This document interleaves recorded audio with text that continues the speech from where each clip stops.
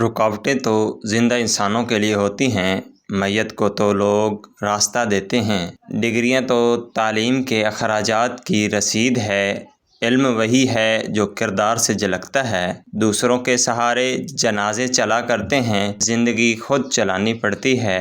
4 دن بھی کوئی دوسرا نہیں نبھا سکتا جو کردار ایک باپ ساری زندگی نبھاتا ہے۔ ہم ایسے دور میں رہتے ہیں جہاں ذہین لوگوں کو خاموش کر دیا جاتا ہے تاکہ بیوقوف لوگ ناراض نہ ہوں۔ کوئی بھی آپ کا دوست یا دشمن نہیں ہوتا، سب استاد ہوتے ہیں، زندگی کے سبق سکھانے والے استاد۔ بعض لوگوں کے سینے میں دل کی جگہ کیلکولیٹر ہوتا ہے، ہاتھ ملانے سے پہلے اپنا فائدے کا حساب لگا لیتے ہیں۔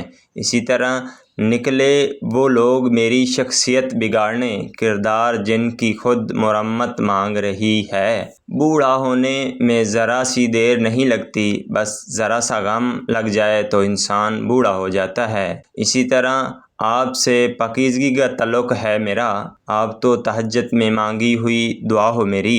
باپ کی اکثر باتیں خود باپ بننے کے بعد سمجھ میں آتی ہیں۔ اسی طرح بس اس بات کا صبر ہے کہ اوپر والا سب خبر دیکھ رہا ہے۔ خود پر یقین ہونا چاہیے، سہارے ہی تو بے سہارا کرتے ہیں۔ اسی طرح جو شخص تمہاری باتوں کو غور سے نہ سنے، اسے سنانے کی تکلیف مت دو۔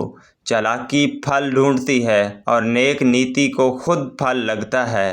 اسی طرح جس مرد کے پاس پیسہ نہ ہو، اسے صرف اس کی ماں ہی محبت کرتی ہے۔ نہ جانے خوبصورت زندگی کو کس کس کی نظر لگ گئی، جو لوگ روز بات کرتے تھے وہ آج یاد بھی نہیں کرتے۔ خاندانی لوگ آسانیاں اور گھٹیا لوگ پریشانیاں تقسیم کرتے ہیں۔